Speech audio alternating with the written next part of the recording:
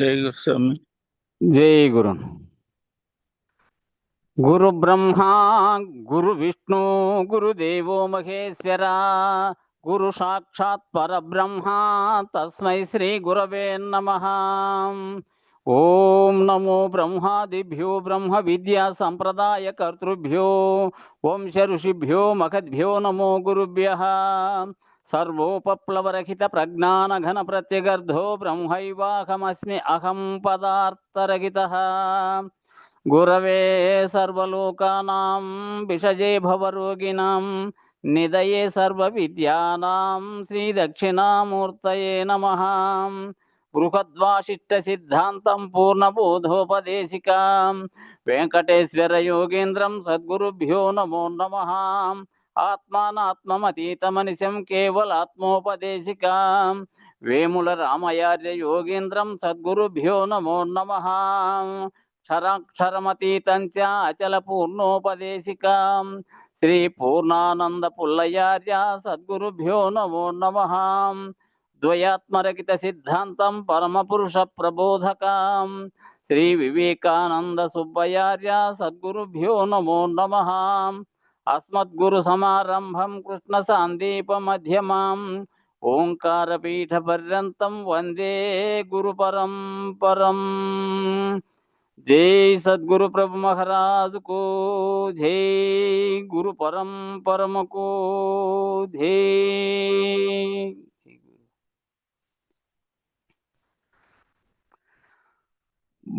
బాధితం వైన ఈ ప్రకృతి ద్వయము లేని కేవల పరిపూర్ణ భావమునకు స్థూల దేహము లేదు, సూక్ష్మ దేహము లేదు, కారణ దేహ సంఘటన లేదు, ఘన మహాకారణ ఘటము లేనే లేదు, లేదు జాగ్రత్త అవస్థ లేదు లేదు, లేదు స్వప్నావస్థ లేదు, నిద్రావస్థ లేదు, తుర్యావస్థ లేదు లేదు, సర్వమీశ్వరతను చతుష్టయము లేదు, విశ్వతైజస ప్రాజ్ఞాది విభులు లేరు.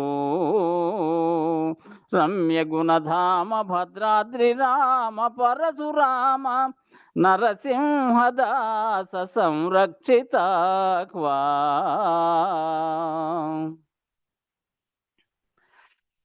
పుట్టదు గిట్టదు పట్టదు ముట్టదు కొట్టదు తిట్టదు కట్టుబడదు, ఎరుగదు మొరుగదు కరుగదు ఎరగదు, పెరగదు విరగదు తరుగుబడదు, యాడదు పాడదు వాడదు యోడదు, వేడదు గూడదు చూడబడదు, ఎదరదు బెదరదు గదరదు చెదరదు, ముదరదు వదరదు గదలబడదు, జనదు పెనగదు చినగదు వినదు కనదు, ఖేదమోదద్వయము లేని కేవలాత్మా.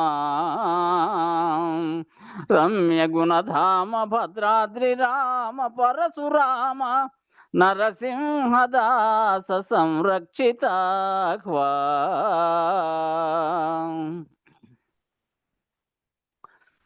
సర్వకాలము చెలించక నొక్క తీరుగా పరిపూర్ణమయ్యుండు బట్టబయలు, పతిగాదు సతిగాదు రతిగాదు ప్రతిగాదు స్తుతిగాదు యుత్పత్తి స్తుతియుగాదు, మృతిగాదు స్మృతిగాదు కృతిగాదు ధృతిగాదు కృతిగాదు వికృతి కృతులుగాదు, చితిగాదు మతిగాదు మితిగాదు ద్యుతిగాదు యతిగాదు మూల ప్రకృతియుగాదు, గతియు విగతి గతియు దుర్గతియుగాదు, గతియు దుర్గతిగాదు సద్గతియుగాదు, గతము విగతముగాదు యా గతముగాదు.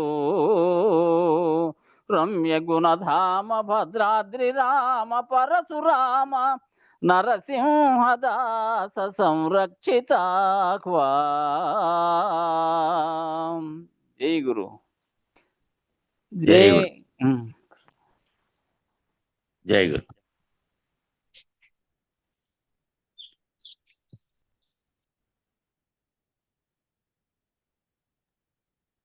37 కందార్థం స్వామి. తెలుసు. ఆ మొదటి పద్యంలో వచ్చినటువంటి లేడు లేడు అనే నిర్ణయాన్ని వేదాంత పద్ధతిలో, అందుకని దాని మీద నిన్న వచ్చిన చర్చా కార్యక్రమం మళ్ళా తర్వాత వచ్చే దాంట్లో చెప్పాడు ఆయన. సాంఖ్యులు అసలే లేడు అనే పద్ధతిలో చెప్పిన దాన్ని మళ్ళీ అద్వైతులు ఒప్పుకోలేదు. ఈ విచారణతో ఇది మాయగా కలగా తోచేటువంటి దానితో ఉన్నది అని భావించిన వారికి మాత్రమే ఆ తనువులు ఈ తనువులు కూడా లేవు తప్ప కేవల సాంఖ్య విచారణలో ఏముంది? జగత్తు ఉత్పత్తి కావడానికి, శరీరం ఉత్పత్తి కావడానికి, వాటన్నిటికీ బ్రహ్మాండ పిండాండ విశేషాల ప్రకారం ఊరికే లేదనడానికి లేదు కదా అనేది అక్కడ వచ్చింది. ఇదైతే ఈ సాంఖ్యమును భద్రాద్రామ శతకము పరిపూర్ణ భావజ్ఞములు దృష్టిలో పెట్టుకొని రాశారు కాబట్టి దాంట్లో ఇట్లుంది. ఆ మొదట రాసినటువంటి దాంట్లో లేదు. ఇది లేనిది అనే భావన లేకుండా అది ఎట్లా వచ్చిందో, ఎట్లా ఉందో, బ్రహ్మం మాత్రమే ఎట్లుందో ఆ పద్ధతిలో దాంట్లో రాశారు సాంఖ్యంలో. దాని మీద వచ్చిన తేడాల మీద భాష్యాలు వేరు వేరు వాళ్ళు ద్వైతాద్వైత విశిష్టాద్వైతములు రాసిన వాళ్ళందరివి దాంట్లో మళ్ళా విశ్లేషించినారు భాష్యంలో. సరే, పదార్థం చెప్పన్నా. ఇంతింతని అనరానిది వింతలు చేయనిది ఎన్ని విధములగనిన చింతలెరుంగనిది బొయలెంతని వినిపింతునే నీకేమీరా పృథుకా తెలుపుటా వినుటా మిక పెద్ద కథగా సంతాతమొక రీతి సకల దేశములాయం దంతాట నిండున్నదదిగో పరిపూర్ణమో ఏమీరా పృథుకా తెలుపుట వినుట మిక పెద్ద కథగా. జై గురుదేవ. జై గురు.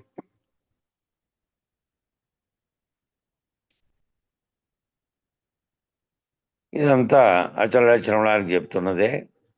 నిన్న ముగిసిన దాంట్లో మితిమీరి అంటే ఆవరణ మీరి దాని అవతల ఉన్నదంతా ఆవరణరహితమై ఉన్నటువంటి స్థితిలో ఉంది. ఇక మాట్లాడేది ఏమి? ఆడ మాట్లాడేటువంటి పరిస్థితి ఏమీ లేవు. మాట్లాడేది కదలికలే లేవు. ఆ విధంగా వచ్చింది అనేది ఆ పైన ఇంగ్లీష్లో సైన్స్లో వాళ్ళు చెప్పింది కూడా. దాని ఆవల ఏముంది? బ్లాక్ హోల్ దాకా పోతే మార్పు చెందేదేవి, మార్పు చెందనివేవి, ఏవి కలిస్తే ఆ మార్పుల వల్ల ఇవన్నీ జరుగుతున్నాయి అనేది ఇంగ్లీష్లో వాళ్ళు చెప్పారు. దానికి శక్తి సంయోజనం, పదార్థము శక్తి రెండు కలిస్తే ఉత్పన్నమైనటువంటిదే ఇదంతాను, పదార్థము శక్తి. దాని అవతల చెప్పినటువంటి దాంట్లో పదార్థము శక్తి ఏమీ లేదు. పదార్థము శక్తి అంతా ఆవరణతో కూడుకొని ఏదైతే ఉన్నదో ఆకాశం అనే అవకాశం ఇచ్చిన దాంట్లో మిగిలిన గోళకాలతో సహా ఇవన్నీ ఉన్నాయి. ఇక్కడ మాత్రమే శక్తి పదార్థము కలిసి పనిచేస్తూ ఉన్నాయి. దాన్ని దాటిన స్థితిలో శక్తి పదార్థము రెండు కలిసేది లేదు, శక్తే లేదు, ఆ పదార్థము లేదు. రెండు పదార్థమే లేదు. పదార్థం ఉండాలి ముందు, దాని మీద ప్రభావం చూపే శక్తి ఉండాలి. ఆ రెండు ఉంటేనే జగత్తుగా పరిణామం చెందినటువంటి వస్తు జగత్తు అంతా ఉంది అనేది నేను చెప్పుకున్నాం. ఇప్పుడు చెప్పినటువంటి దాంట్లో అచల లక్షణాల్లో, ఓ శిష్యుడా, ఈ పరబయలు ఇంతని అంతని చెప్పరానిది. ఇంత అంతని చెప్పాలి అంటే దానికి మొదలు కొన ఉండాలి, ఇక్కడి నుంచి ఇక్కడి వరకు ఉందని చెప్పాలి, ఇవన్నీ లక్షణాలు ఉండాలి. కాబట్టి ఇంతలు చేయనిది శాయనిది అని ఆయన అక్కడ పదము మరియు ఆ ఛందస్సు కుదిరే కోసం చెప్పుకున్నాడు వింతలు శాయనిదని. శాయని అనే పదాలు కూడా వాడేవాళ్ళు, పాత గ్రంథాల్లో వాడేవాళ్ళు అవి. శాయటం అంటే చేయడము అని వ్యాకరణ రీత్యా వాడరు మామూలుగా, కానీ వాడాడు. కాబట్టి వింతలు శాయనిది అంటే వింతలు ఏమీ చేయదు అది. ఈ వింతలన్నీ ఎక్కడ జరుగుతున్నాయంటే ఎక్కడ మార్పు జరుగుతుందో అక్కడే ఈ వింతలన్నీ. అక్కడ మార్పులు గీర్పులు జరగవు, ఉన్నది ఉన్నట్టుగా ఉండడమే. కాబట్టి అంతా ఇంత అని చెప్పడానికి వీల్లేంది ఆవరణతో కూడినటువంటిది కాదు, సర్వత్రా ఉన్నది ములుగుచ్చు సందు లేకుండా. అటువంటి దాంట్లో వింతలు ఏమీ లేవు, వింతలు చేయనిది. ఎన్ని విధములు విచారించినా చింతలను తెలుసుకోనది. ఎన్ని విధాలుగా నువ్వు విచారించినా సరే ఈ చింతలన్నీ ఎక్కడున్నాయంటే ఇక్కడే ఉన్నాయి. ఈ చింతలన్నీ చేస్తున్నది ఏమిటి? ఈ మనసుతో కూడినటువంటి జగత్తుతో కూడినటువంటి పరిణామాలు చెంది ఏ పరిణామాలకు ఉత్పత్తికి అన్నిటికీ కారణమైన సంకల్పాలు ఎక్కడున్నాయో అక్కడ మాత్రమే చింతలు జరుగుతాయి. అక్కడ ఏమీ లేదు. చింతలు చేయడానికి దానికి మనసు ఏమీ లేదు కదా, దానికి లేదు. కాబట్టి ఆ పరబయలుకి ఏమీ లేదు. ఆ చింతలను ఎన్ని విచారించినా చింతలు తెలుసుకోదు అది. ఆ పరబయలు విషయం నీకు నేను ఏమని చెప్పగలను? ఏమని చెప్పగలను? నేను చెప్పుటకు నీవు వినుటకు ఇది కథయా? కాబట్టి నేను చెప్పేకి నువ్వు వినేకి ఇది కథ కాదు. కథ అయితే కథలో పాత్రధారులు ఉంటారు, దానికి మొదలొక చోట ఉంటుంది, మళ్ళా ముగింపు ఒక చోట ఉంటుంది కథ అంతా. కాబట్టి అట్లా మొదలు అయ్యేది ముగింపు అయ్యేది మళ్ళా దాంట్లో పరిణామం చెందేది ఏమీ లేదు. ఇది కథ కాదు చెప్పేకి, ఇది కథ కూడా కాదు. ఇట్లా దీనికి లక్షణాలు ఉన్నాయని చెప్పడానికి కూడా లేదు. ఏది ఈ విధంగా పరిణమిస్తుందో దాన్ని ఎక్కువ విచారం చేసి దాన్ని పోగొట్టుకుంటే ఇది ఊహకు అందుతుంది. ఈ ఊహలో ఇట్లా ఉంది. అంతటా ఉన్నటువంటి పరిపూర్ణంగా బయలుగా ఏ రకమైన శక్తియుక్తులు లేనటువంటి సామర్థ్యం చూపనటువంటి శాశ్వతమైనటువంటి దైవంగా ఉన్నది అది. దానికి ఏ రకమైనటువంటి దీనికి ఉన్నటువంటి వికార పరిణామాలు లేవు అనేది తెలుసుకుంటే అట్లా తెలుసుకోవాల్సిందే తప్ప గురుమూర్తితో విచారణ చేత కథలాగా నీకు వినిపించేకి వీలు కాదు. ఎల్లప్పుడూ ఒక్క రీతిగా సకల దేశముల యందు సర్వకాలముల యందు అంతటా నిబిడీకృతంగా ఉన్నది. ఎల్లప్పుడూ ఒకటే రీతిగా ఉంది. సకల దేశముల యందు అంటే దేశం అనే పదము అప్పటికి వాడారు. ప్రదేశము అనే దానికే మారు పేరు ఇది అనుకోండి, ప్రదేశం. దేశం అనేదేమో భూమి మీద మాత్రమే దేశాలు రాజ్యాలు ఉన్నాయనుకోండి. ఇక్కడ దేశం అంటే ప్రదేశం అని తీసుకోవాలి. ఏ ప్రదేశంలోనూ ఇక్కడ అక్కడ అని లేకుండా అంతరిక్షం నుండి ఆత్మించేడు దాకా సర్వం విశ్వంలో ఎక్కడా కూడా ఎల్లప్పుడూ ఒకటే రీతిగా ఉంది. అన్ని దేశాల్లోనూ అంటే అన్ని ప్రదేశాల్లోనూ అన్ని కాలాల్లో సర్వకాలముల యందు అన్ని కాలములు, దానికి కాలమే లేదు, కాలాతీతం అది. కాలమంతా కింది వైపు జగత్తుతో ముడిపడి ఉన్నటువంటి దాంట్లోనే కాలం ఉంది. కాబట్టి అంతటా నిబిడీకృతంగా ఉంది, అంతటా నిండి ఉంది. ఆ పరవాక్యం అదిగో చూడమని భావం. కాబట్టి ఆ పరవాక్యం అనేది అంతటా నిండి ఉంది. అంతటా నిండి ఉన్నటువంటి స్థితిలో ఉన్నటువంటి అది మార్పులు చేర్పులకు కాదు. కాబట్టి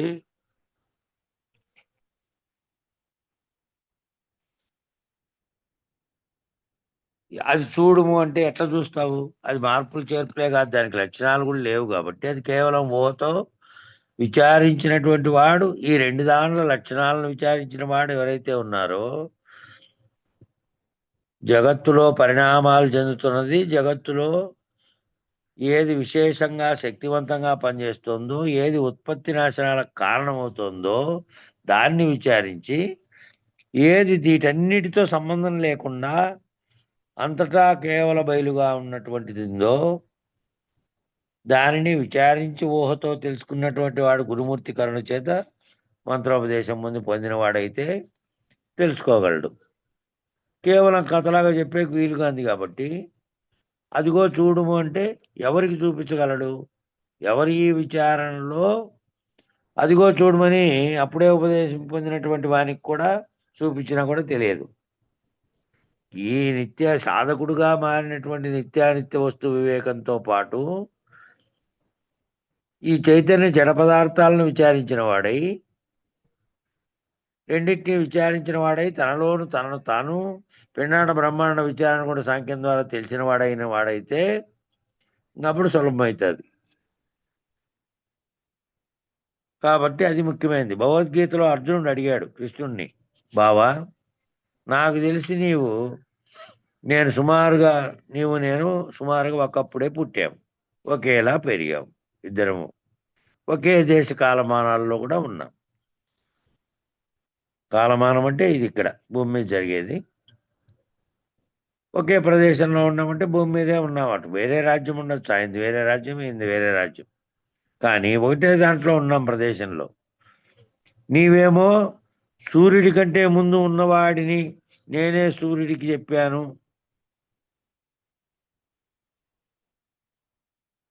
అని అంటున్నావు. నేనేమో ఏమంటున్నావు నువ్వు? సూర్యుని కంటే ముందున్న వాడిని సూర్యునికి నేనే చెప్పాను అని అంటున్నావు. ఆ తర్వాత సూర్యుడు సప్తర్షులకు బ్రహ్మకు చెప్పాడు, సప్తర్షులు ప్రజాపతులకు చెప్పారు, ప్రజాపతులు మనువులకు చెప్పారు, మనువులు సనక సనందనాథులకు చెప్పారు. ఇట్లా ఒకరి తర్వాత ఒకరికి పారంపర్యంగా ఈ బోధ వచ్చిందని చెప్తున్నావు నువ్వేమో. పైగా నీవే ఆద్యుడవు అంటున్నావు. ఇది ఎలాగయ్యా నమ్మశక్యంగా లేదు అని అన్నాడు. సూర్యునికి పుట్టింటే మనం సూర్యుని దీంట్లో ఉన్నాము, మనం పుట్టినాటికే సూర్యుని వెలుగు ఇదంతా ఉంది అని ఆయన ఈ పద్ధతిలో తీసుకున్నాడు. ఇద్దరం ఒక భూమి మీద ఉన్నాం, ఇద్దరం ఒక ప్రదేశము కాల పరిమితిలో ఉన్నాము. మరి నువ్వు ఎట్లా చెప్పావు? కాల పరిమితి కంటే ముందు ఉన్నావా నువ్వు సూర్యునికి చెప్పడానికి అని అన్నాడు. ఇక్కడ ఇంకో పదం పృతుక అన్నాడు ఈ గంధార్థంలో. ఆయన పార్త అన్నాడు.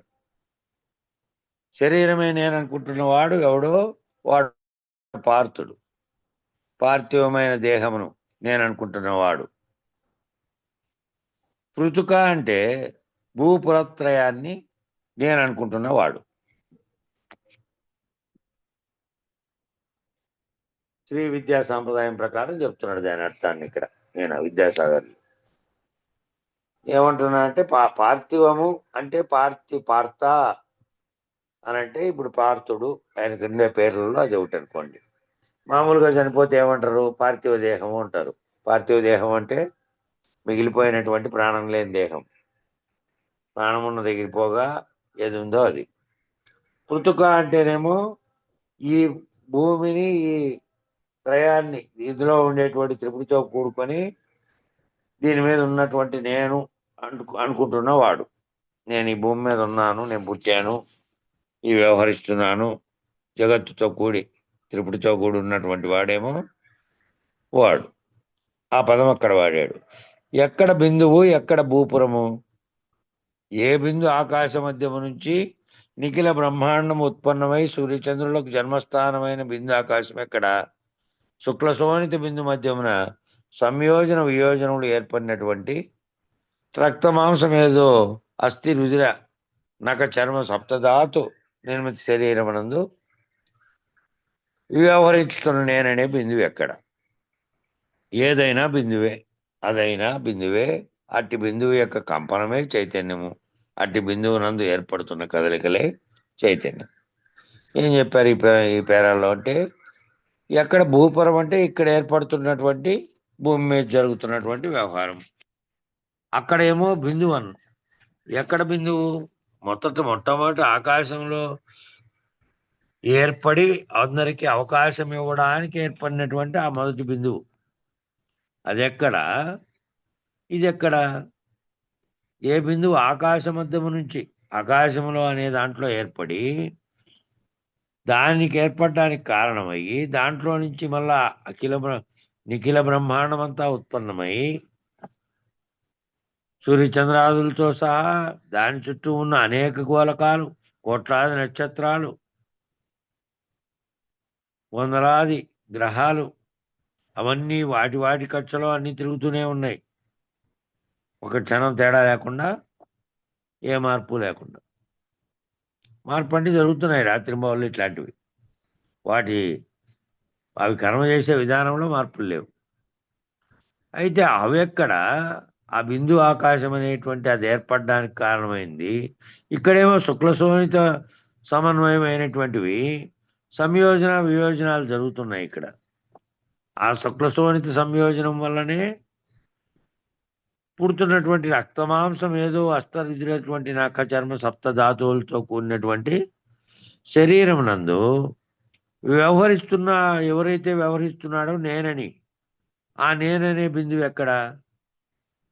ఏదైనా బిందువే, అదైనా బిందువే. అట్టి బిందువు యొక్క కంపనమే కదా చైతన్యం. అట్టి బిందువు ఇక్కడ ఏ బిందువులో నుంచి ఉత్పన్నమైన దాంట్లో ఆ ఉత్పన్నం కావడానికి కూడా సంకల్పించిందో అదే చైతన్యం. అట్టి చైతన్యమే బ్రహ్మాండంలో శక్తిగా పనిచేస్తుంటే ఇక్కడ జీవుల్లో ఆత్మగా ప్రకాశించి నేనని అంటోంది. అట్టి బిందువునందు ఏర్పడుతున్న కదలికలే ఆ బిందువులో ఏర్పడుతున్న కదలిక లేకపోతే అది కూడా జడ వస్తువులాగావు. అక్కడ ఆ బిందువులో ఏర్పడుతున్న కదలికలే ఈ చైతన్యం. ఏ పదార్థమైనా అనేక అణువుల సముదాయం అంటుంది విజ్ఞాన శాస్త్రం. విజ్ఞాన శాస్త్రం ఏమో ఏ పదార్థమైనా సరే అనేకమైనటువంటి అణువుల సముదాయము అంటోంది. మన శరీరం అనేకమైనటువంటి అణువుల సముదాయమే. ప్రతి వస్తువు, ఓ రాయి కంకర్రాయి తీసుకున్నా సరే కొన్ని రకాలైనటువంటి అణువులన్నీ సంయోగం చెంది అది ఆ విధమైనటువంటి ఆకృతిలో బలమైనటువంటి లక్షణాలను కలిగి ఆ విధంగా ఉంది. కాబట్టి కొన్ని రకాలైనటువంటి అణువుల సముదాయం వల్ల ఆ ఏర్పడుతున్నటువంటి జగత్తులో పుడుతున్నటువంటివి ఏర్పడుతున్నటువంటివన్నీ ఆ సముదాయంతో కూడే ఉన్నాయి. ఏ సరళ రేఖ అయినా సరే అనేక బిందువుల సముదాయం ఉంటుంది. గణిత శాస్త్రంలో చెప్పినటువంటి అది. ఏ సరళ రేఖ అయినా సరే అనేక బిందువుల సముదాయం అందులో ఉంటుంది. గణిత శాస్త్రం అని చెప్తుంది అని చెప్తుంది గణిత శాస్త్రం. అఖిలం జగత్ ఏతం విద్య అంటుంది. అచలం ఏముంటుందంటే అఖిలం జగత్ ఏతం విద్య అంటుందంట. బ్రహ్మజ్ఞానం బ్రహ్మ విద్య బ్రహ్మ సత్యం జగన్విద్య జీవో బ్రహ్మైవ నాపరః అనే నేపథ్యము సత్యాస్త్రం ఇది వేదాంత డినిమప అంటుంది జ్ఞానావళి మాట. ఇదేమో బ్రహ్మముగా ఉన్నటువంటి ఏ చైతన్యం అనేది ఉన్నదో ఆ చైతన్య శక్తి అనేదే ఉన్నది. అది మాత్రమే ఉన్నది అనేటువంటిది చెబుతోంది. మిగతా బ్రహ్మాండం అంతా ఉన్నప్పటికీ అది రాకడ పోకడ కలిగి అది ఎప్పుడో ఇదైతుంది. దానికి కారణమైనటువంటిది ఏ చైతన్యం ఉన్నదో దానికి కారణంగా ఇదంతా ఏర్పడింది అంటుంది.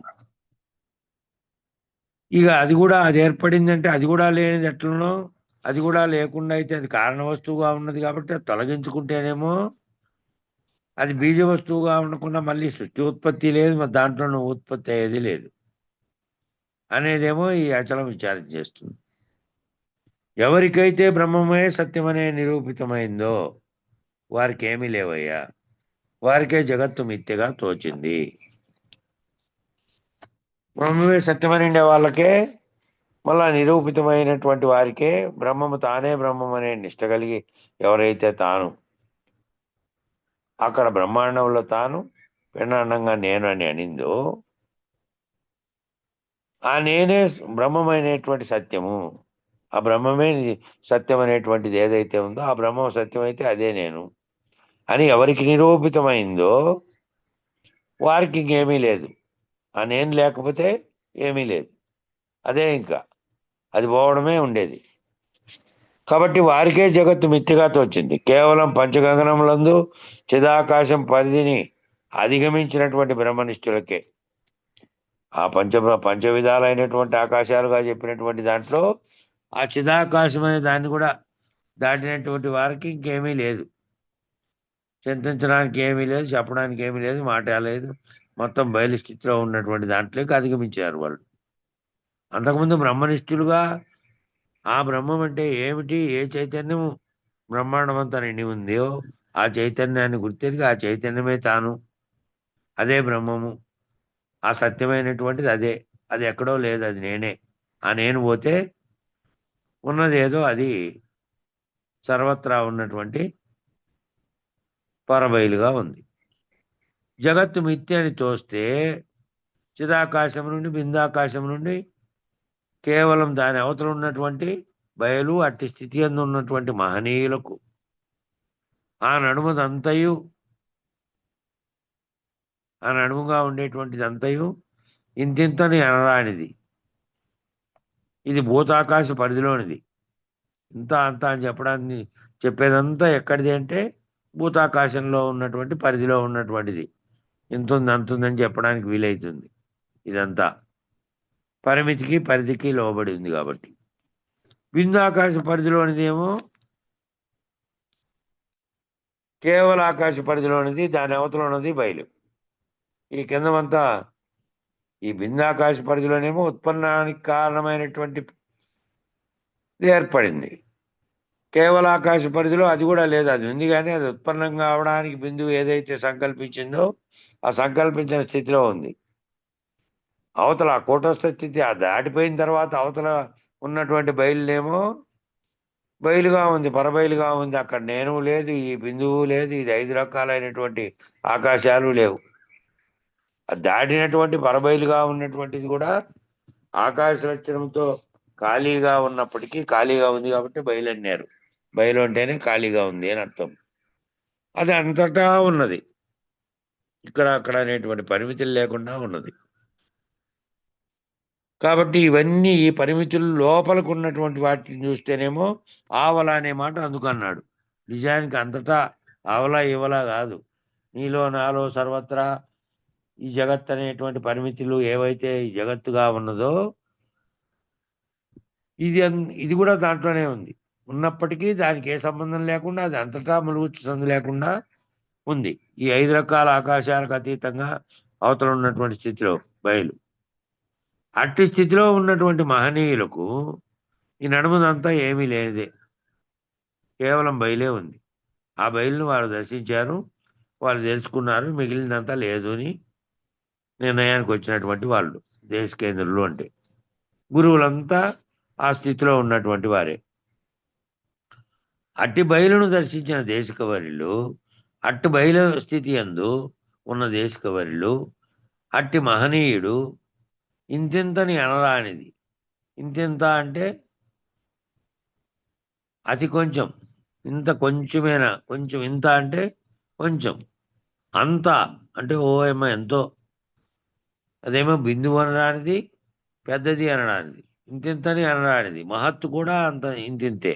ఆ మహత్ అనేది కూడా ఆ మహత్ అని ఏదైతే కలిగిందో ఆ కలిగి ఆ మహత్ అనే మాయ కూడా బ్రహ్మాండం అంతా వ్యాపించి ఉన్నప్పటికీ అదంతా ఆ కృష్ణబిలాల కాటికి పోతే కేవలం ఆవగించంతా లేదు. ఈ బ్రహ్మాండం ఆవగించంత బ్రహ్మాండం దాని దగ్గరే, ఆ బిందువు దగ్గర మొదట ఏర్పడిన దగ్గరికి పోతే. మరి ఈ విధంగా చాలా విశేషమైనటువంటి ఇంతింత అనరానిదంటే మహత్తు కూడా ఇంతే. చాలా విశేషమైనటువంటి శబ్దం ఈ ఇంతింత అనేది. అందుకని ఇంతింతై వటుడింతై నభో వీధిపైనంతై మహర్వాటిపైనంతై అని పోతన భాగవతంలో ఆ వామనుడు ఎదిగిన విధం. ఇంతింతై, ఇంతింత నుంచి ఎదిగి బ్రహ్మాండమంతా వ్యాపించి పైన కింద రెండు కాళ్ళు పెట్టి ఆ మిగిలిన కాలు ఏడబెట్టాలని చెప్పి ఆ వామనుడు బలిచక్రవర్తి కథలోది అది. త్రివిక్రమావతారం వామనుడు త్రిలోకములను ఆక్రమించినటువంటి శైలి. మూడు లోకాలని ఆయన ఏ విధంగా ఆక్రమించాడో ఆ దర్శన రీతిని, ఆ స్థితిని కళ్ళకు కట్టినట్టు కనిపించేటువంటి ఆ దర్శనాన్ని పొందగలిగినటువంటి మహాద్భాగ్యాన్ని ఇచ్చేటటువంటి ఉద్గ్రంథము భాగవతం. భాగవతం ఏమో చదివితే అంటే వేదాంతపరంగా ఇట్లా అర్థం చేసుకుంటేనేమో బ్రహ్మాండం అంతటిని వ్యాపించేసి ఉంది కాబట్టి ఇంకేమీ లేదు.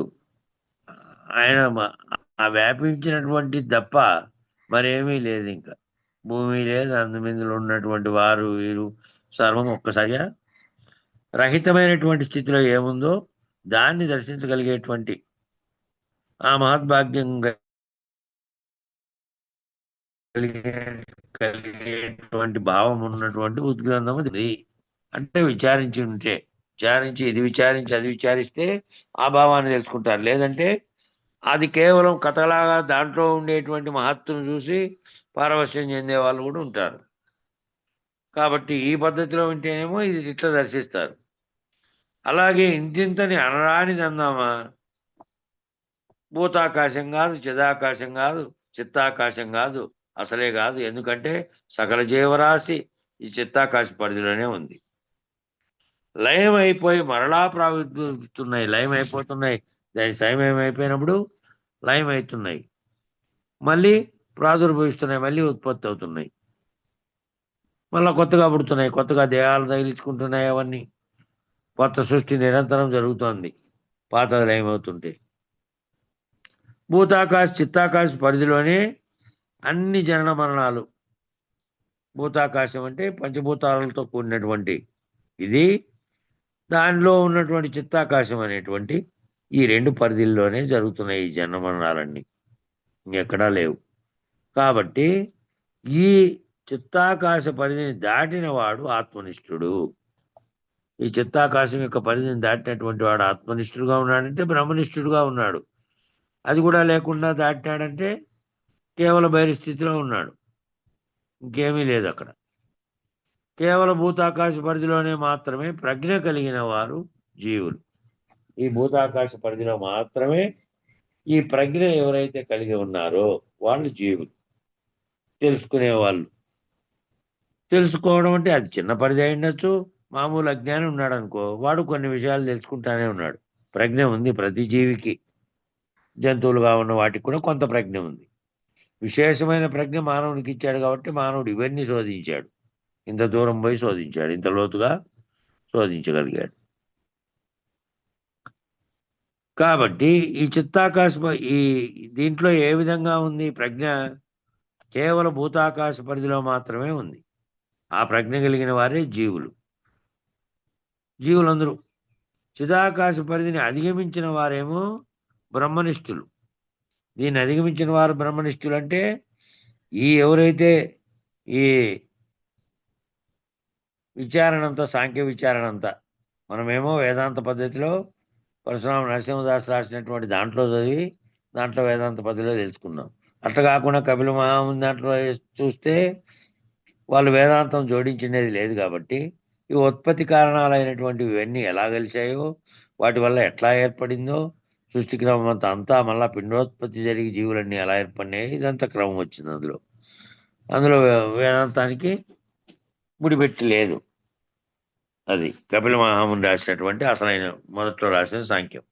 మళ్ళీ వేదాంతులు వేరు వేరు భావనల్లో వారి వారి సిద్ధాంతాలకు అనుగుణంగా తీసుకొచ్చినప్పుడు ద్వైతులు ఒక రకంగా, అద్వైతులు ఒక రకంగా, ఆచరణలు ఒక రకంగా మళ్ళీ దానిని చేసుకున్నారు. కాబట్టి ఈ పరిధిలో ఉన్నటువంటి వాటి ఈ ప్రజ్ఞ అనేది కలిగిండేది ఈ భూతాకాశంలో కలిగినటువంటి ఉన్నటువంటి జీవులకే ఉంది ఆ ప్రజ్ఞ. ఆ ప్రజ్ఞను కూడా ఎవరైతే వీడారో చిదాకాశ పరిధిని, చిత్తాకాశాన్ని, ఆ చిదాకాశాన్ని దాటిన వారు ఎవరైతే ఉన్నారో, ఎవరు బ్రహ్మనిష్ఠులుగా తమలో ఉన్న చైతన్యమే అంతటా ఉన్న చైతన్యం, బ్రహ్మాండం అంతటా ఉన్న చైతన్యము, అదే బ్రహ్మము, అదే సంకల్పించింది, అదే కారణంగా ఉన్నటువంటి పరిణామం చెందినటువంటి అనేకత్వాన్ని పొందినటువంటిది అదేను అని తెలుసుకొని నేనే బ్రహ్మం ఉన్నది. ఆ బిందు ఆకాశ పరిధిని అధిగమించిన వారు, ఆ బిందు ఆకాశం ఏదైతే ఓంకారం అనేటువంటి దాన్ని కల్పన చేయడానికి ముందు ఉన్నదో ఆ బిందు ఆకాశం, అందులో నుంచి అధిగమించిన వారు, పరమును ఎరిగిన వారు, దీన్ని ఎరిగిన వారు, మళ్ళీ దాన్ని ఎరిగిన వారు. ఆ పరమును ఎరిగిన వారంటే పరం ఎట్లేదు కాదు, ఇంకా వీటన్నిటికేమో ఈ లక్షణాలన్నీ చెప్పబట్టి ఈ లక్షణాలన్నింటినీ తెలుసుకోవడము సులభం. ఈ లక్షణాలన్నీ జరుగుతున్నాయి. వ్యవహారం జరుగుతోంది, పరిణామం జరుగుతోంది, ఉత్పత్తి స్థితి లయలు జరుగుతూనే ఉన్నాయి కళ్ళ ముందరే.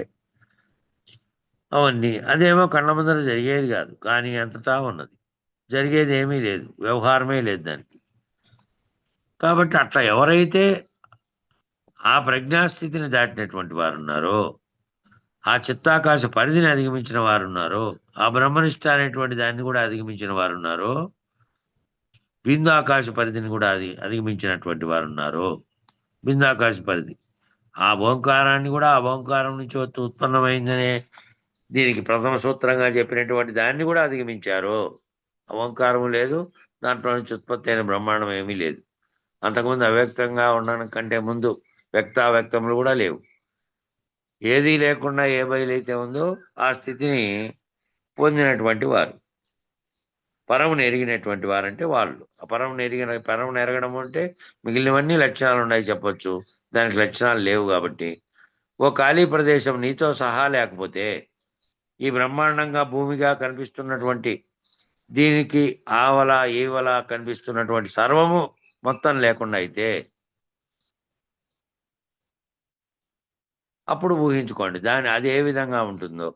అందులో ఏ జీవి లేదు, ఏమీ లేదు, సర్వము లేదు. సర్వము లేనటువంటి స్థితి. ఆ సర్వము లేని స్థితి నువ్వు గాఢ నిద్రలో కూడా నీకు ఉందో లేదో కూడా తెలియదు, ఏమీ లేదు.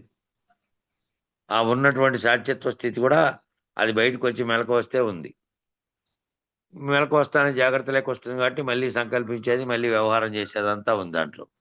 కాబట్టి ఈ స్థితిని గుర్తెరిగి బయలును గుర్తెరిగితే కేవలాకాశం ముందు ఉన్నవారు, ఈ కేవలాకాశంగా ఉన్న దాంట్లో ఉన్నవారు విదేహముక్తులు. విదేహముక్తులు అంటే దేహ పరిధిలో లేకుండా ముక్తి అయ్యి ఆ కేవలాకాశంగా ఉన్నది ఏది ఉన్నదో ఒక్కటే చైతన్యంగా ఉండి అది దీన్ని కలగడానికి ముందు అవ్యక్తం ఉన్నటువంటి స్థితిలో పొందినటువంటి వారు. వాళ్ళు మళ్ళా వ్యక్తమై మళ్ళా వ్యక్తం కావాలనే కోరిక పుడితే మళ్ళీ వ్యక్తమై మళ్ళీ పుట్టడానికి కారణమైనటువంటి సమస్తము అక్కడ ఉంది. కాబట్టి ఆ కేవలాకాశాన్ని కూడా దాటేటువంటి వాళ్ళు, కేవలాకాశంగా ఉండి మళ్ళీ ఉత్పన్నం కావడానికి కారణమైనటువంటి కారణాలు కూడా లేకుండా బయలుగా దాని అవతల ఉన్నటువంటి బయలుగా ఉన్నటువంటి వాడు, దాంట్లో ఏ రకమైనటువంటి కారణాలు కానీ వ్యక్తం కావాలనే కోరిక కానీ ఉత్పన్నం కాదు. కాబట్టి మళ్ళీ తిరిగి రావడం అనేది, రాకడ చెందడం అనేది, రాకడ పోకళ్ళు అనేటివి ఏమీ లేవు. ఏమీ లేనటువంటి ఆ స్థితిని పొందినటువంటి వారు, ఆ బయలు నెరిగినటువంటి వారు. కాబట్టి ఇంతింతని అనరానిది, వింతలు చేయనిది. ఇక వీడికి వింత ఏమిటి? అట్టి దేశకేంద్రునికి ఏది వింత? ఏ వింత లేదు ఆయనకు. అవి ఉన్నట్టుగానే భావన చెందడు. ఈ జరుగుతున్నటువంటి దానినంతా కళలో జరిగినటువంటి వ్యవహారంగా భావన చెంది ఉంటాడు. తర్వాత తానే లేనటువంటి స్థితిలో లేనెరుకలో కొంచెం మాత్రంగా ఉన్నటువంటి ఆ లేనెరుక పరిధిలో ఆ శరీరం అనేది, శరీరంలో ప్రాణం ఉంది కాబట్టి ప్రాణం ఉన్నంత కాలం తనలో తాను దేశకేంద్రుడై సర్వమును గ్రహించినటువంటి వాడై బయలు స్థితిని మనసులో ఊహను చెందినటువంటి వాడై అది తప్ప ఇదంతా లేనిదని తెలిసినటువంటి వాడైనప్పటికీ ఆ కొంచెంగా తెలుస్తున్నటువంటిది ఏమిటి? ఆ కొంచెంగా తెలుస్తున్నది ఏంటంటే లేనెరుకలో తోస్తున్నటువంటి కళ. అది ఎరుక లేనిది అని తెలిసిపోయింది, ఎరుక లేనే లేదు. ఆ లేనెరుక పద్ధతిలో తాను ఉన్నాడు అంటే ఉన్నాడు, లేకనే ఉన్నాడు అనే స్థితిలో ఉన్నటువంటి వాడు. ఆ ఏం వింత ఉంది? ఇంకా ఆయనకి ఏం వింత లేదు. ఇదంతా కలవలేదు భావించిన వానికి వింతలన్నీ ఏమి జరిగినప్పటికీ కూడా వింతలన్నీ ఇక్కడే జరుగుతున్నాయి. ఈ వింతలన్నీ పుట్టిపోయేటివే, ఈ వింతలన్నీ జరిగేటువంటి. కాబట్టి ప్రారబ్ధవశాత్తు అనేక రకముల భూమండలం పైన ఉన్న వింతలు చూపెట్టే పని ప్రారబ్ధవశాత్తు జరుగుతున్నాయి. అవన్నీ వారి వారి జీవితాల్లో జరుగుతున్నవన్నీ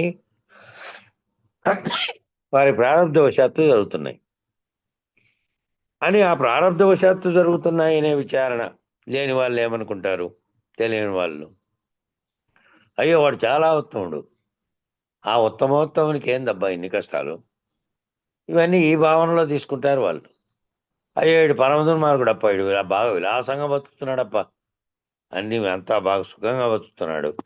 వాడు దుర్మార్గ మనస్తత్వం ఉన్నప్పటికీ ఇవన్నీ ఎక్కడి నుంచి వచ్చాయంటే ఆ ఆయా జన్మల్లో కూడబెట్టుకున్నటువంటి సంచిత కర్మల వల్ల చేసినటువంటి పుణ్యపాపాదుల పుణ్య 2 రకాల కర్మలు చేసి ఉంటాడు కదా. ఉత్తముడైనటువంటి వాడు అప్పుడెప్పుడో ఉత్తమంగా చేసింటే ఇప్పుడు ఉత్తమ స్థితి లభించింటే ఇప్పుడు కూడా అదే పద్ధతిలో చేస్తే ఎవరో ఒకరు ఉత్తమ గురువు దొరికితే ఈ లేకుండా దీంట్లో నుంచి పోతాడు. లేదు నేను ఉత్తమ కర్మలు చేసి ఉత్తమమైనటువంటి జీవితం నేను అనుభవిస్తున్నానని దీంతో మళ్ళీ సుఖించి ఆనందించి మళ్ళీ దీంతో కనుక తాజాత్వం చెందితే మళ్ళీ పుడతానే ఉంటాడు. అది ఉత్తమ కర్మలు చేసాడని చెడ్డ కర్మ ఏ కర్మలన్నా చేసింది. కాబట్టి ప్రారంధవశాత్తు అనేక రకముల భూమండలం పైన ఉన్న వింతలు చూపెట్టే పని జరుగుతోంది. ఈ వింతలన్నీ జరుగుతున్న దానికి కారణం ఏమిటంటే ఆ ప్రారంధవశాత్తునే జరుగుతున్నాయి. రకరకాలైనటువంటి వింతలు జరుగుతున్నాయి, రకరకాల తేడాలు, రకరకాల భేదాలు. అంగవైకల్యం కలిగిన వారు, అంతా సమానమైనటువంటి స్థితిలో లేని వారు, రకరకాలైనటువంటి పరిస్థితులు ఉన్నవారు, అందంగా ఉన్నవారు, విహీనంగా ఉన్నవారు, ఇవన్నీ ఎవరు కల్పించుకున్నారు? ప్రాణము అనేది ఒకటే కదా లోపల. ఈ కుల పెద్దలు లేకపోతే ఇంకోటి ఈ తారతమ్యాలన్నీ సర్వము ఇంకా ఒకదాన్ని నేను చెప్పడానికి వీల్లేదు. రకరకాల తారతమ్యాలు తేడాలన్నీ ఎవరు కల్పించుకున్నారంటే వీడే కల్పించుకున్నాడు. ఇక్కడ ఆయా ప్రారంభవశాత్ ఋతుక అనే దానికి ఆ పాయింట్ కు ఏం నిర్ణయం చేసినాడు ఆయన? ఋతుక అంటే భూమితో ఉండి త్రిపుడితో ఉన్నటువంటి చరించేవాడు. పృథివీ అంటే భూమి, ఆ భూమి మీద జరుగుతున్న వ్యవహారంతో తాదాత్మ్యం చెందినవాడు. అది డిక్షనరీలో చూడాలన్నా. పుత్తిక అంటే ఆయన నేమాని వెంకటరామ ఏం రాశాడంటే అటు గింజ అని రాశాడు. నేమాని వెంకటరామము అటు గింజ అని రాశాడు. దాన్ని డిక్షనరీలో చూడు ఒకసారి అర్థం. చెప్తాను ఇప్పుడే, కానీ అట్లా కాదు. డిక్షనరీలో అంటే భాషాపరమైన పదం వాడినచ్చు. నిజానికి పృథక్కరణ అనేది ఒక పదం. మిగతా వాళ్ళు ఆఫ్ చేసుకోండి అప్ప. ఎక్కడో వెంకటదాస్ దగ్గరే శబ్దాలు వస్తున్నాయి. పృథక్కరణ సరేలే, నువ్వు మ్యూట్ చేసుకోండి, నేను చెప్తాంటే వినపడుతూ ఉంటుంది. పృథక్కరణ అనేది ఆ పదం ఉంది. పృథక్కరణ అంటే నిరసించడం అనే పద్ధతిలో కూడా వాడారు. పృథక్కరించడం అంటే దాన్ని నిరసించడం అనే పద్ధతిలో వాడారు. పృథుక అనే పదం లేదు నిజానికి దాంట్లో, అప్పుడే ఎతికాము. పృథక్కరణ అనేది ఉంది. ఇంకా దానికి పర్యాయ పదాలు ఏమన్నా ఉన్నాయేమో. పర్యాయ పద నిఘంటు అనేది ఉంది. వెంకటేశ్వర యూనివర్సిటీకి చెందిన డాక్టర్ బిఎన్ రెడ్డి గారు రాసినటువంటిది. దాంట్లో చూస్తాలేండి. దాంట్లో ఏమన్నా ఇచ్చాడా పర్యాయ పదాల నిఘంటు? అది మామూలు అర్థాలు చూసే నిఘంటువులో పృథుక అనే పదం లేదు. పృథక్కరణ అనేది ఉంది. ఇది కూడా చూద్దాం, దీంట్లో తర్వాత చూద్దాం. ఎక్కడ అంటే ఓరప్పయ్య పిల్లోడా అంటే అర్థం. అట్లా సంబోధించిండే అది ఇచ్చాడు, అట్లా కాదు. ఇక్కడ వాడిండేదాన్ని ఈయన 2 పద్ధతుల్లో చెప్పాడు కదా. పృథుక అంటే ఈ దీంట్లో ఉన్నటువంటి ఏదైతే భూమి పరిధిలో జరుగుతున్నటువంటి త్రిపుటిలో ఉన్నటువంటి వాడు, అంటే ఇది నిజము సత్యము అని భావిస్తూ దీని చర్యల్లో ఉన్నటువంటి వాడు, వానికి చెప్తున్నాడు ఆయన. దాటినటువంటి ఆయనేమో దేశకేంద్రంటే దాటినటువంటి వాడు. ఈయన ఇంకా దాటకుండా ఉన్నటువంటి దీంట్లో ఉన్నటువంటి వాడు. అవతల పేజీలోనే జరిగింది కదా, దాంట్లోనే వచ్చింది. అక్కడికి అక్షర తేడాలు కూడా చెప్పాడు.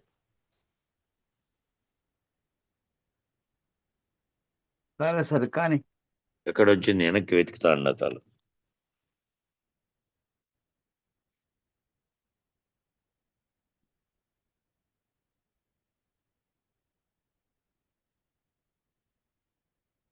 ఎక్కడో వచ్చింది వెనకాల మొదట్లోను. పృథుక అన్నారు కదా ఈ కందార్థంలో. ఆ రెండింటికి చెప్పాడు చూడండి, ఆడే చెప్పాడు. పార్థ అని అంటే ఆ ఏదైతే దేహం ఉంది శరీరమే నేనే అనుకుంటున్నటువంటి వాడు పార్థుడు. దాంట్లో నేననేది పోతే మిగిలేది ఏంటంటే పార్థివ దేహం, పోయినటువంటి దేహం అనుకుంటున్నవాడు. పృథుక అంటే భూపురత్రయాన్ని, 3 రకాలైనటువంటి త్రయము. ఏది? జగత్తు, దాంట్లో పుట్టినటువంటి నేననేది ఉన్నవాడు,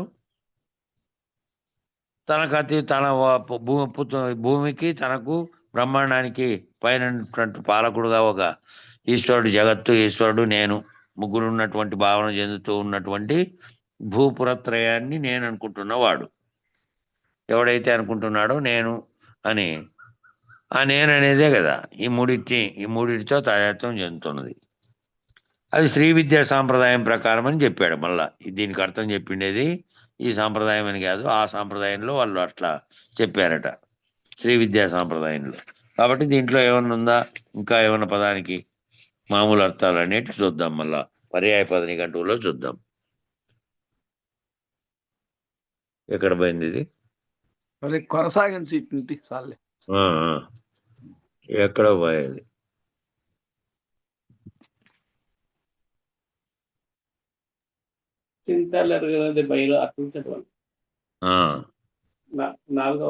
కాబట్టి ఎన్ని విధాలుగా కనినను ఈ దాటిన దేహత్రయంలో చూద్దామా, తాపత్రయంలో చూద్దామా, ఇది పైన పేది. వాటిని ఏమని అడుగుతాము? ఏ వింతలు చేస్తాడు, ఏ వింతలు చేయడు, ఏ మహత్తులు లేవు, ఏ మహిమలు లేవు, ఎన్ని విధముల కనినన్, ఎన్ని విధాలుగా చూసినా కూడా ఏమీ లేవు. మెలకువలో చూస్తామా, జాగ్రత్తలో చూస్తామా, స్వప్నంలో చూస్తామా, సుషుప్తిలో చూస్తామా, వాసనాత్రయంలో చూద్దామా, జగత్రయంలో చూద్దామా, దేహత్రయంలో చూద్దామా, తాపత్రయంలో చూద్దామా, అవస్థాత్రయంలో లేడు. ఆ త్రిపుటిని దాటినటువంటి వాడు త్రిపుటి యందు, ఏ త్రిపుటి యందు లేడు. త్రిపుటిలో ఉంటేనేమో అన్నీ తోస్తున్న స్థితిలో ఉన్నటువంటి వాడు. నిద్రపోయినప్పటికీ మళ్ళా మెలకు వచ్చిన తర్వాత అంతవరకు జరిగిన, నిన్నటి వరకు జరిగిన సర్వ విషయాలను మళ్ళీ గుర్తులో ఉంచుకొని వ్యవహరిస్తున్నటువంటి వాడు. అది నిజంగా ఉన్నటువంటి. లేదు, కళలోంచి మేల్కొన్న తర్వాత కళ లేనిదని తెలుసుకున్నాడు. కానీ తాను ఈ త్రిపుడులన్నిటినీ, అన్ని అవస్థలను దాటినటువంటి, ఈ అవస్థలన్నిటికీ అతీతంగా ఉన్నటువంటి స్థితిలోకి చేరినటువంటి, ప్రత్యేగాత్మగా ఉన్నప్పటికీ ఒకవేళ ప్రత్యేగాత్మగా గుర్తిస్తున్నవాడు, సర్వమును గుర్తిస్తున్నవాడు వాడే కదా. అది రెండు పరమాత్మ, అది ఒకటేనని గుర్తించిన ఆ స్థితిలో బ్రహ్మంగా నిలబడిన వాడే. అట్లా భావించినప్పటికీ అది కూడా లేకుండా తొలగించుకున్నవాడైతే బయలు స్థితిని గుర్తెరిగినటువంటి వాడు, ఈ బ్రహ్మాండ స్థితిలో నుంచి దాటుకున్నటువంటి వాడు. ఇంకా వానికి ఏమీ లేదు కదా, వానికి ఈ రకమైనవి ఏమీ లేవు. ఇంకా ఏ త్రయంతోనూ, ఏ త్రిపుటితోనూ పోల్చుకొని మళ్ళీ భావన చెందేదే లేదు, భావన చెందేది లేదు, ఈ సర్వమును గుర్తించేది లేదు. ఆ లేనిదిగా భావించి దాటుకున్నటువంటి, దాన్ని తెలుసుకున్నటువంటి వాడు త్రిపుటి రహితమైనటువంటి వాడు. కాబట్టి ఏ విధములుగా, ఎన్ని విధములుగా కానీ విరమించడమే పనిగా పెట్టుకున్నవాడు, నిరసించడమే పనిగా పెట్టుకున్నవాడు, నిరసించినటువంటి వాడు. ఆ నిరసన స్థితికి నిరసించి, సర్వము నిరసించి లేనివాడుగా తయారు కావాలంటే మళ్ళీ ఆ గురుకృప లేకుండా కేవలము ఆ చదువుకోవడం వల్ల, వినడం వల్ల కాదు. తనలో తాను గురు హృదయంలో ప్రవేశించి ఐక్యతా సిద్ధితో గుర్తెరగలిగినటువంటి ఊహా జ్ఞానము అతనికి ఉండాలి కొంచెమన్నా. అది లేకుండా మటుకు కాని పని. గురువు చెప్పాలన్నా, చెప్పి ఆ విధంగా చూపించాలన్నా కొంతైనా ఆ ఊహాత్మక శక్తి ఉండాలి. కాబట్టి చింతలు ఎరుగనిది బయలు. చింతలన్నీ దేనికున్నాయంటే చింతలు లేవు, బయలుకేమీ లేవు. చింతలన్నీ ఉన్నదని దీనికే. చింతలు ఎరుగనిది బయలు. అట్టి కేవల ఆకాశ పరిధికి ఆవల ఉన్న బట్ట బయలున చింతలు ఏమిటి? కేవలాకాశం అనే దాంట్లో కంటే, కేవలాకాశము అంటే ఈ పంచభూతాత్మకమైన ఆకాశం ఉత్పన్నం కావడానికి ఏది అవ్యక్త స్థితిలో ఉన్నదో అది కేవలాకాశంగా ఉన్నటువంటి స్థితి. ఇంకా అది కూడా దాటినటువంటి ఆవల ఉన్నటువంటి బట్టబయలుగా ఉన్నటువంటి, ఇక దాంట్లో వ్యక్తావ్యక్తములు లేవు, ఏమీ లేవు. ఉండడానికి, మళ్ళీ కలగడానికి, మళ్ళీ వ్యక్తమయ్యే ఇచ్చగలగడానికి ఏమీ లేవు అక్కడ. కాబట్టి ఉన్న బట్టబయలులో చింతలు ఏమి ఉన్నాయి? చింతలు లేవు. చిత్తమే లేని వానికి చింతలు ఎక్కడ? చిత్తం ఉండాలి కదా, ముందు చిత్తం ఉంటే ఆ చిత్తం చింతిస్తుంది వేరు వేరు విషయాల మీద. అవి చింతలు చేయడం అంటే అవే. చిత్తే లేని వాడికి చింతలు ఎక్కడ? సత్తును త్రుంచిన వాడికి. ఈ సత్తు అనేది ఏదైతే ఉందో, అసత్తుగా ఉన్నది జడంగా ఉంటే, సత్తు ఏదైతే సర్వశక్తిని దాంట్లోనే ఉందో, అదే కల్పించిందో, ఆ కల్పించిన దానిని త్రుంచిన వానికి చింతలు ఎక్కడంగా? ఎంతని వినిపించు నేనుకేమీ రా పృతుక. వింటున్న పార్థివదేహమే నేను అనేటువంటి పృతుక, పార్థ, శిష్య, పృథ్వీతత్వ తాదాత్మ్యత, దేహ తాదాత్మ్యతతో ప్రారంభించినటువంటి సాధన కడకు కేవలాకాశ పరిధిలో అధిగమించినటువంటి, ఆవలున్నటువంటి ములుగుచ్చు సందు లేకున్నటువంటి, కదలనటువంటి ఏ వింతలు చేయని దాన్ని చెబుతున్నాడు. అందువల్ల ఈ పార్థివ దేహంగా నువ్వు వింటున్నవాడు ఏ విధంగా ఉన్నాడు? ఆ పార్థుడు కదా అడిగిండేది. పార్థుడు అడిగితే దానికి జవాబుగా చెప్పినప్పుడేమో అటు చెప్పాడు. ఇక్కడేమో ఈయన పృతుక అని వాడాడు. పృథ్వీతత్వం తాదాత్మ్యత ఉంది, ఈయనకి దేహ తాదాత్మ్యత ఉంది. కాబట్టి అటువంటి సాధన కడకు ఏమైందంటే, కేవలాకాశ పరిధిని కూడా అధిగమించినటువంటి, ఆవలున్నటువంటి, ములుగుచ్చడానికి కూడా సందు లేకుండా ఉన్నటువంటి, ఏ వింతలు చేయనటువంటిది తెలుసుకుంటే ఇంకే వింతలు లేవు, దాంట్లో ఏ వింత లేదు. అటు వరకు ప్రయాణం చేయడమే ఈ సాధకుని పని. సాధకుడుగా ముందు అవన్నీ తెలుసుకొని మళ్ళీ దాన్ని దాటుకోవడం అనేది లాస్ట్ పని. కాబట్టి ఇంతింత అనరానటువంటిది, ఎన్ని విధముల కలిగినా ఏ చింత లేనటువంటిది బయలు. ఎంతని వినిపిస్తూ దీని గురించి ఎంతని చెబుతు నేను ఎంతని చెప్పాలి? ఎందుకంటే అవి చర్యలు ఏమీ లేని దానిని చెప్పడం సులభంగానే అది ఉంది. కానీ ఈ ఉన్న శక్తినంతా, ఉన్న వ్యవహారం అంతా దీంట్లో ఉంది కాబట్టి మిగిలిందంతా ఎరుకే. ఆ మిగిలిన చెప్పేదన్నీ లక్షణాలు కలిగి ఉన్నటువంటి, వ్యవహారం కలిగినటువంటిదంతా ఎరుకే కాబట్టి దాన్ని ఎక్కువ చెప్పాల్సి వస్తుంది. దాన్ని నడిపించాలి కాబట్టి ముందు దాన్ని ఎక్కువ చెప్పాల్సి వస్తుంది. ఎక్కువ ఉన్నాయి కూడా దాని గురించి. కాబట్టి దీని గురించి ఎక్కువ లేవు. ఎందుకు లేవు అని అంటే, ఇది ఎట్లా ఉందో ఇట్లా లక్షణాలతో చెప్పేది కాదు కాబట్టి, పోలికలతో, ఊహతో తెలుసుకునేది కాబట్టి ఎంత అని చెబుదు. ఎంత కథ ఇదేమన్నా 18 పర్వాలుండే భారతంలాగా చెప్పినట్టు కథ కాదు కదా, ఇది కథ కాదు కాబట్టి ఎంత అని చెబుద్దు దాన్ని అని చెప్తున్నాడు. తెలుపుట వినుట ఇక పెద్ద కథగా. ఇది తెలుపుట వినుట అనేది ఒక పెద్ద కథలాగా చెప్పేది కాదు కదా. ఇది బయలు గురించి తెలపడము, దాన్ని వినడము, విని శ్రవణ మన నిధిధ్యాసల ద్వారా తెలుసుకున్నానడము, ఇది కూడా పెద్ద కథ, పెద్ద కళ కదా.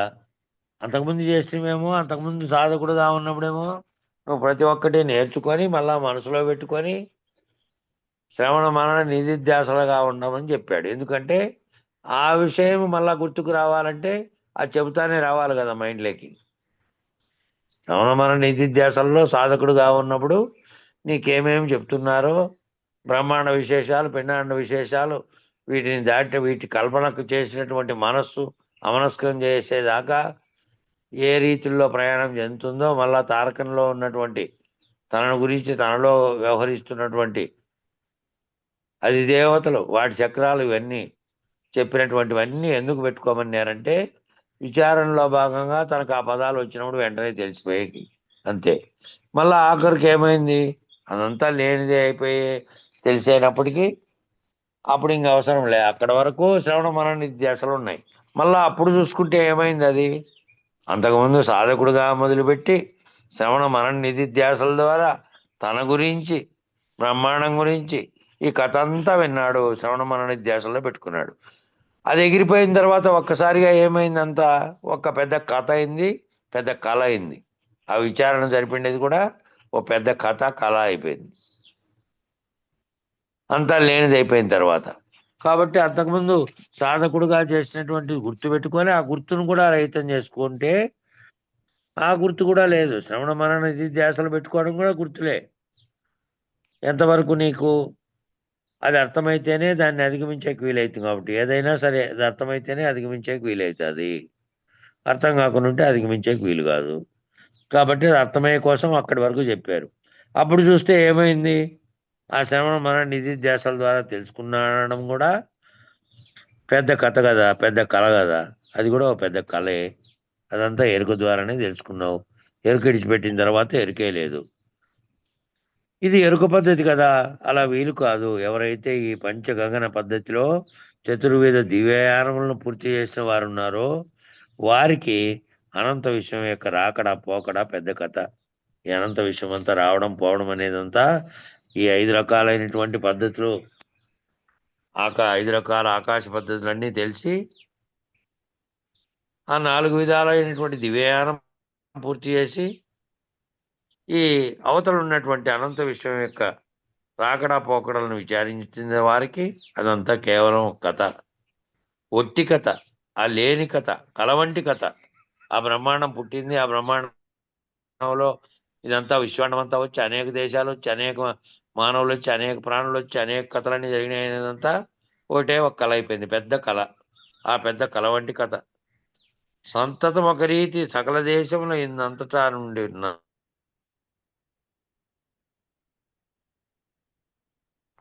నిరంతరము. సంతతం అంటే నిరంతరం, సతతము అని అంటే నిరంతరము, సంతతం అని వాడారు. నిజానికి అది తెలంగాణలో మాండలిక పదం. సతతము అనేది ఒరిజినల్ పదం. ఎప్పుడు కూడా ఒకే రకంగా ప్రాంతంలో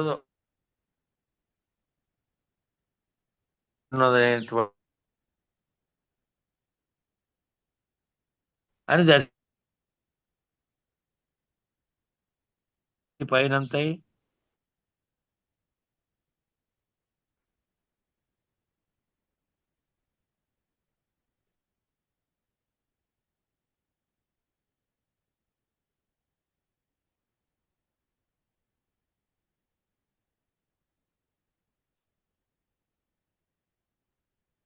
ఏం కట్ అయిపోయినా?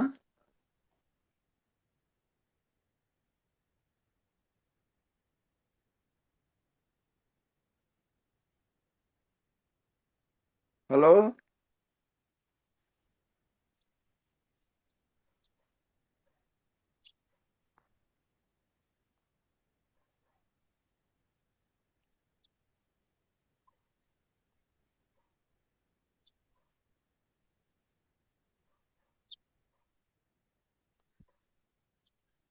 స్థిరమగుమి పదవిని సుస్థిరముగ సంస్థాపనం చేసి జనులకు పరిపూర్ణ బోధ ప్రకటపరచిన మరి శివరామార్యులకు మంగళమనారే. ఆర్యులకిప్పుడు మంగళమనారే. పొంగుచు సిద్ధాంత పూర్ణులయ్యెరుకను భంగపరచిన గురు పారంపర్యులకు మంగళమనారే. తత్పీఠమునకు మంగళమనారే.